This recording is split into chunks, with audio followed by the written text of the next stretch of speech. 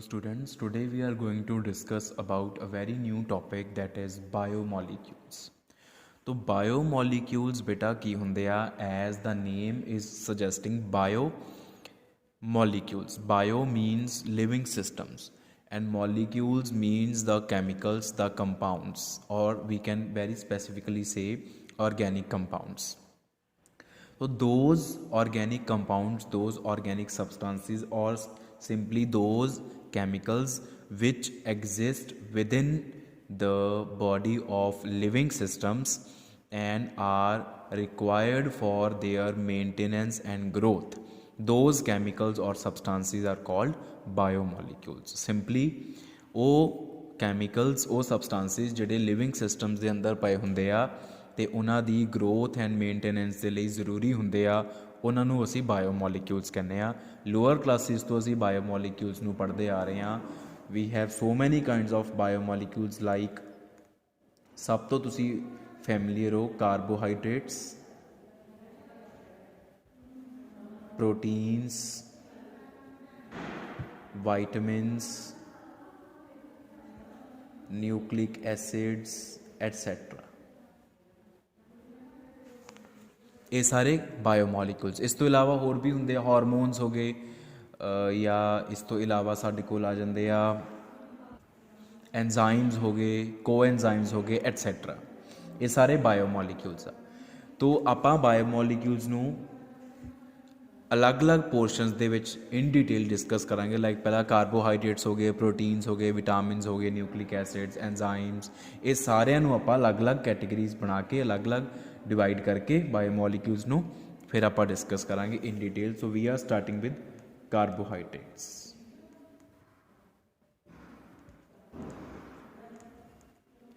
Carbohydrates की आ, अगर आप कार्बोहाइड्रेट्स की एंशियंट या ओल्ड डेफिनेशन की गल करिए तो हाइड्रेट्स ऑफ कार्बन,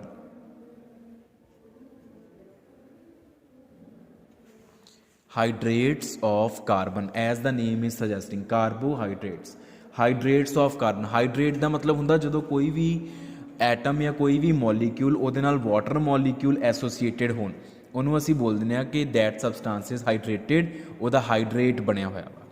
ਜਿੱਦਾਂ CuSO4.5H2O, it is the hydrate of copper sulphate ਜਾਂ ਹਾਈਡਰੇਟਡ ਕਾਪਰ ਸਲਫੇਟ। ਤੋ hydrated carbon is carbohydrate according to old definition. तो इहदा जनरल फॉर्मूला की हो गया फिर CxH2OY dot H2OY। X number of C atoms दे नाल Y number of H2O molecules associated आ, तो ये हो गया कार्बन का हाइड्रेट। ये कार्बन के हाइड्रेट का जनरल फॉर्मूला हो गया, ठीक है। तो ये कार्बोहाइड्रेट का फिर जनरल फॉर्मूला हो गया। तो ये पुरानी डेफिनेशन की गल है। बहुत सारे ऐसे कंपाउंड सीगे कार्बोहाइड्रेट्स एक्चुअली जिहड़े कि इस डेफिनेशन नू या इस फॉर्मूले नू सैटिस्फाई करते सीगे। For example if you talk about glucose, glucose is a very well known carbohydrate. Glucose का फॉर्मूला है C6H12O6। तो ये इस फॉर्मूले नू सैटिस्फाई कर रहा है। देखो इनू आप इधर लिख सकते हैं C6H2O6, X is equal to Y is equal to 6 हो गया। X ते Y की वैल्यू इस केस च सेम आ रही। तो ये सैपरेट चीज़ आ देखो, ये फॉर्मूले नू सैटिस्फाई कर रहा है। मतलब ग्लूकोज एक कार्बोहाइड्रेट है, यदि फ्रक्टोज का फॉर्मूला भी सेम है, वह भी इनू सैटिस्फाई कर रहा। बहुत सारे ऐसे कार्बोहाइड्रेट्स आ जिहड़े कि इस फॉर्मूला नू सैटिस्फाई करते हैं, लेकिन दिस डेफिनेशन और दिस फॉर्मूला इज़ इनकरैक्ट, जो कि बाद प्रूव होया सी। वो किद्दां प्रूव हो गया, लिमिटेशंस की है, क्योंकि बहुत सारे ऐसे कंपाउंड्स आ जिहड़े कि वैल नोन कार्बोहाइड्रेट्स आ, पर वो इस फॉर्मूले नू सैटिस्फाई नहीं कर रहे। जिद्दां for example we have rhamnose having formula C6H12O5, ठीक है। हुण ये एक वैल नोन कार्बोहाइड्रेट है, लेकिन ये इस फॉर्मूले नू सैटिस्फाई कर नहीं रहा। X का 6 हो जाऊगा लेकिन Y की कोई वैल्यू बन ही नहीं रही। तो ये फिर फॉर्मूला या ये डेफिनेशन फेल होगी, ठीक है। इदां ही होर लिमिटेशन की आ कि बहुत सारे ऐसे कंपाउंड्स आ जिहड़े कि इस फॉर्मूले नूं सैटिस्फाई करते आ पर वो कार्बोहाइड्रेट्स बिल्कुल ही नहीं हैगे। For example formaldehyde, formaldehyde satisfy this formula, it is satisfying this formula but it is not a carbohydrate। formaldehyde the formula ਕੀ ਹੁੰਦਾ HCHO, तो C1 H2O1 देखो आ ਇਹਦਾ ਫਾਰਮੂਲਾ ਫਾਰਮੈਲਡੀਹਾਈਡ ਦਾ ਔਰ ਇਹਨੂੰ ਸੈਟੀਸਫਾਈ ਕਰ ਰਿਹਾ ਪਰ formaldehyde is not at all a carbohydrate. तो ये डेफिनेशन ने फॉर्मूला गलत आ। तो तीसरी मेजर लिमिटेशन यह आ कि कार्बन हाइड्रेट बनाते ही नहीं। जिन्हें भी डेफिनेशन दी सी उन्हें अज्यूम किया सीगा इस डेफिनेशन नू but carbon is not known to form hydrates at all. तो this definition was prove to be totally wrong. New definition की बनी फिर, तो जी न्यू डेफिनेशन बनी कार्बोहाइड्रेट्स की वो एक्सपैरीमेंटली प्रूवड डेफिनेशन। कार्बोहाइड्रेट्स दी एक्सपैरीमेंटल प्रॉपर्टीज़ नू स्टडी करके ये डेफिनेशन बनाई गई। वो डेफिनेशन की आ, they are the polyhydroxy aldehydes, they are the polyhydroxy aldehydes और पॉलीहाइड्रोक्सी कीटोन्स और the substances giving polyhydroxy aldehydes or ketones upon hydrolysis। ध्यान नाल डेफिनेशन समझो। कार्बोहाइड्रेट्स की होंदे आ, they are the polyhydroxy aldehydes. ऐसे एल्डिहाइड्स जिन्हां दे उपर एक तो ज़्यादा हाइड्रोक्सी ग्रुप्स लगे होण। Hydroxy minus OH group. एक ऐसा एल्डिहाइड मॉलीक्यूल, एल्डिहाइड की हुंदा जिहदे विच C double bond OH group लग्या होवे at one end of the carbon chain, and upon the remaining part of carbon chain we may have more than one OH groups। such compound is called carbohydrate। not all such compounds, सारे नहीं, लेकिन जिहड़े carbohydrates हुंदे आ वो definitely they are polyhydroxy aldehydes और polyhydroxy ketones, या वो ऐसे कीटोन्स होंदे आ जिन्हां दे विच एक तो ज़्यादा हाइड्रोक्सी ग्रुप्स लगे होंदे। मैं एग्जाम्पल तुहानूं लैके दिखाऊंगा। और तीसरी पॉसिबिलिटी की आ, ऐसे सबसटांसिस जिन्होंने अगर तुसी हाइड्रोलाइज कर दो, जिन्हों के उपर अगर तुसी वाटर पा के वाटर नाल रिएक्शन करा दो तो वो टुट के या पॉलीहाइड्रोक्सी एल्डिहाइड्स कन्वर्ट हो जाते हैं या पॉलीहाइड्रोक्सी कीटोन्स कन्वर्ट हो जाते हैं। तो we have basically 3 types of compounds which are known as carbohydrates, या carbohydrates have 3 different types of structures. First is they are polyhydroxy aldehydes, means those aldehydes in which we have more than one hydroxy groups attached to carbon atoms। second definition is they are polyhydroxy ketones, and third is directly अगर आप उन्होंने देखिए ना तो सानू उन्हां च कोई OH ग्रुप या फिर ना कोई एल्डिहाइड कीटोन ग्रुप कुछ लभ नहीं रहा, लेकिन जदों तुसी उन्हां दी हाइड्रोलिसिस कर दो तो जिहड़े हाइड्रोलिसिस करन तो बाद प्रोडक्ट्स आंदे आ वो पॉलीहाइड्रोक्सी एल्डिहाइड्स होण या पॉलीहाइड्रोक्सी कीटोन्स होण, ओहो जे सबसटांसिस भी कार्बोहाइड्रेट्स होणगे। फॉर एग्जाम्पल तुहानूं मैं एग्जाम्पल दिखा देना। For example glucose C6H12O6, this is the formula of glucose. और ग्लूकोज आवा देखो CH2OH CHOH CHOH CHOH CHOH C double bond OH। now if these OH groups are not there, this is simply 1 2 3 4 5 6, this is hexanal। J uh OH groups नहीं देखने असी तो ये simply hexanal है, ठीक है। लेकिन hexanal एल्डिहाइड है, it is an aldehyde. Aldehyde दियां कार्बन एटम्स ते OH ग्रुप्स लगे हुए हैं, तो it is polyhydroxy aldehyde. And this polyhydroxy aldehyde is glucose which is a carbohydrate. तो ग्लूकोज एक कार्बोहाइड्रेट आ और जो ਉਹਦੀ ਡੈਫੀਨੇਸ਼ਨ ਅਸੀਂ ਲਿਖੀ ਆ ਉਹਦਾ ਜਿਹੜਾ ਫਾਰਮੂਲਾ ਹੈ ਉਸ ਡੈਫੀਨੇਸ਼ਨ ਨੂੰ ਸੈਟੀਸਫਾਈ ਕਰ ਰਿਹਾ। Yes glucose is a carbohydrate and it is a polyhydroxy aldehyde. ਜੇ ਤੁਸੀਂ ਇਹਦਾ IUPAC ਨੇਮ ਲਿਖਣਾ ਵਾ ਤਾਂ ਇਹਦਾ ਨਾਮ ਹੋਏਗਾ 2,3,4,5,6 ਪੈਂਟਾ हाइड्रोक्सी हेक्सानल आ ਇਹਦਾ IUPAC नेम होएगा 2,3,4,5,6 पेंटा hydroxy हेक्सानल। It is actually hexanal but 5 hydroxy groups are attached upon carbon number 2 to 6। इनू फर्स्ट कार्बन बोलांगे बिकॉज ये साडा फंक्शनल ग्रुप है।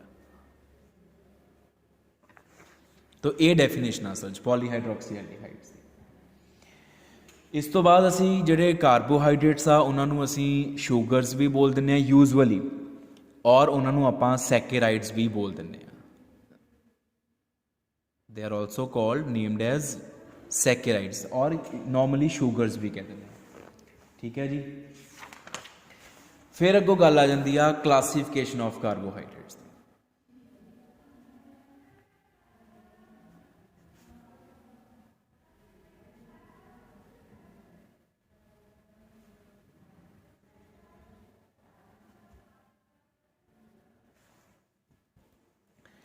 तो बेटा कार्बोहाइड्रेट्स की क्लासीफिकेशन असी कर सकते हैं ऑन डिफरेंट बेसिस। जिदा सब तो पहला असी कर सकते हैं on the basis of taste. Taste के बेसिस पे असी क्लासीफाई करते हैं कार्बोहाइड्रेट्स नूं दो कैटेगरीज जिहड़े मैं हुणे दस रहा सी sugars and non sugars. Carbohydrates are classified into two categories on the basis of their taste, that is sugars and non-sugars. So what are sugars? Sugar carbohydrates केड़े हुंदे आ which are sweet in taste, which are crystalline solids, which are water soluble. They are sugar carbohydrates. For example, glucose, fructose, sucrose, etc. And non-sugar carbohydrates are those carbohydrates which are not sweet in taste. They are tasteless actually. They are amorphous solids. They are not water soluble. For example, starch हो गया या जिन्ने भी polysaccharides के होंगे मैं अगों आप discuss करना। स्टार्च, सैल्यूलोज हो गया, ये ग्लाइकोजन हो गया, ये सारे नॉन शुगर्स आ। जिहड़ा स्टार्च आ उहदी एग्जाम्पल है पोटैटो या मेज़ जिन्होंने मक्की कहते हैं या चावल हो गए। इन्हां दा टेस्ट कोई नहीं हुंदा जे तुसीं इन्हां नूं टेस्ट करके देखो। They are tasteless, they are not sweet in taste, they are non sugars. दूसरे है ऑन द बेसिस ऑफ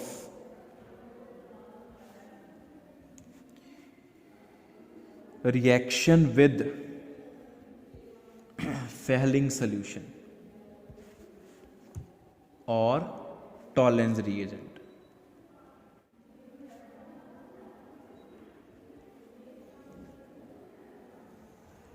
तो on the basis of their reducing nature भी कह सकते हैं। अगर इन्ना आप नहीं लिखना long, on the basis of their reducing nature. They are of two types, reducing and non reducing. Reducing carbohydrates, reducing saccharides and non reducing saccharides. तो रिड्यूसिंग केड़े आ which react with Fehling solution और Tollens reagent, और we can say which reduce Fehling solution और Tollens reagent. They are called reducing sugars, reducing saccharides. For example glucose हो गया या हो डाईसैकेराइड्स दे विच माल्टोज हो गया, लैक्टोज हो गया, ये रिड्यूसिंग शुगर्स आ, ये रिड्यूसिंग कार्बोहाइड्रेट्स आ। ते जिहड़े कार्बोहाइड्रेट्स या सैकेराइड्स फेहलिंग सोल्यूशन या टॉलेंस रिएजेंट नूं रिड्यूस नहीं करते, उन्हां नाल रिएक्ट नहीं करते, वो नॉन रिड्यूसिंग सैकेराइड्स हो जाते हैं। फॉर एग्जाम्पल जिन्ने भी पॉलीसैकेराइड्स आ, स्टार्च हो गया, ग्लाइकोजन हो गया, सैल्यूलोज हो गया, एटसेट्रा, ये नॉन रिड्यूसिंग सैकेराइड्स आ। तीसरा है सब तो main classification on the basis of their hydrolysis reaction या hydrolysis products. On the basis of their structure भी कह सकते हैं तुसी,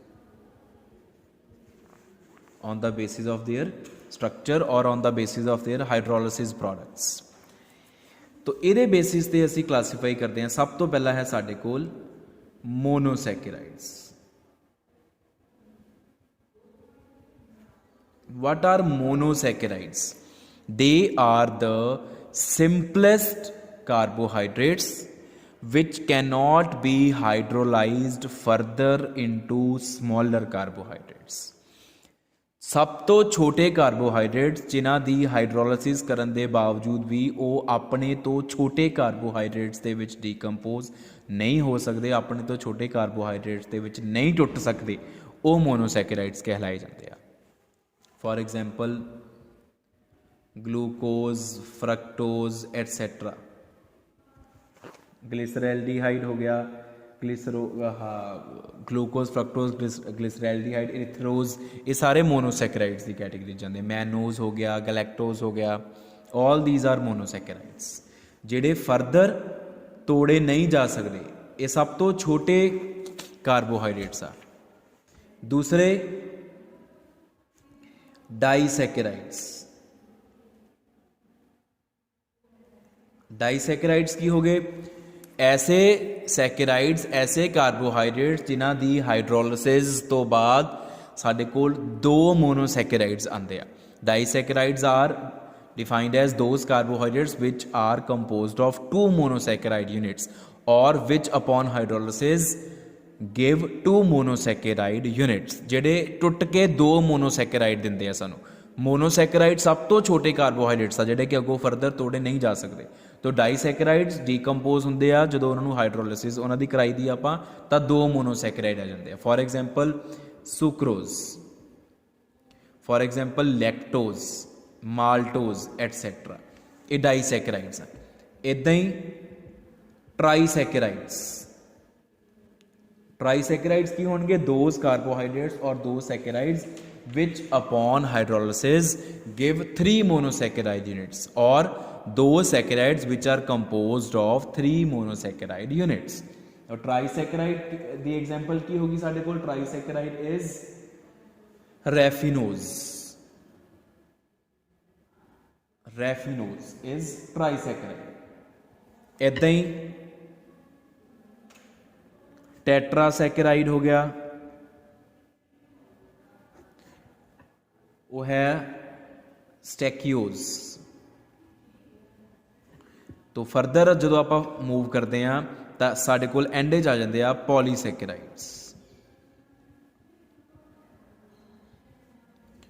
Polysaccharides may be defined as those carbohydrates which upon hydrolysis give large number of monosaccharides। जिदा polymers नहीं पढ़ते आपां, सेम होते polymers की होंगे composed of large number of monomers, जिहड़े कि large number of monosaccharides नूं कंपोज करके कंबाइन करके ज्वाइन करा के बने होण वो पॉलीसैकेराइड्स होंगे। For example starch, for example cellulose, for example glycogen etcetera, ये पॉलीसैकेराइड्स आ जिहड़े कि large number of monosaccharide units नूं मिला के बने होंगे आ। तो ये है बेटा इन्हां दी main classification on the basis of their hydrolysis products और on the basis of their structure. इस तो बाद आपां गल करते हैं क्लासीफिकेशन ऑफ मोनोसैकेराइड्स। मोनोसैकेराइड्स दी क्लासीफिकेशन। मोनोसैकेराइड्स दी क्लासीफिकेशन दो कैटेगरीज होंदी है, aldoses and ketosis.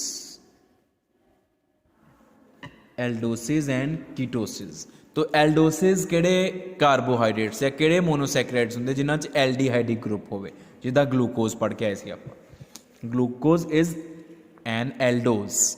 Aldoses may be defined as those monosaccharides which contain aldehydic group as their main functional group, and ketoses are those monosaccharides which contain ketonic group as their main functional group. तो aldoses ਨੂੰ ਅੱਗੋਂ ਆਪਾਂ further divide ਕਰ ਦਿੰਨੇ ਆ on the basis of number of carbon atoms present.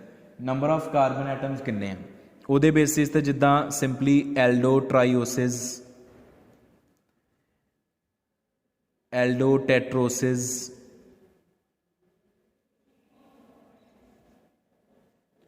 aldopentoses and aldohexoses.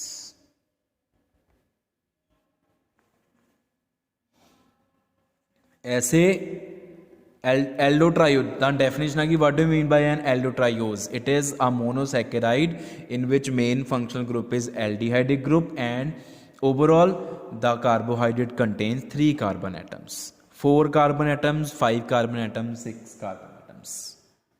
ठीक है, इदी ketosis ਨੂੰ ਵੀ ਸੇਮ ਤਰੀਕੇ ਨਾਲ कीटोट्रायोसिस,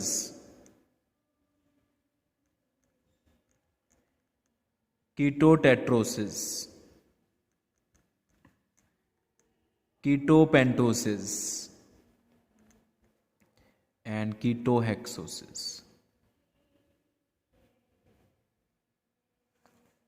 सेम तरीके ਨਾਲ डेफिनेशन लिखनी है ਆਪਾਂ. ठीक है जी, तो यह है classification of monosaccharides, and this is all about the basics of carbohydrates, including their definitions, examples and classification. ये carbohydrates दे बिल्कुल बेसिक कॉन्सेप्ट्स डिस्कस किए ਆਪਾਂ.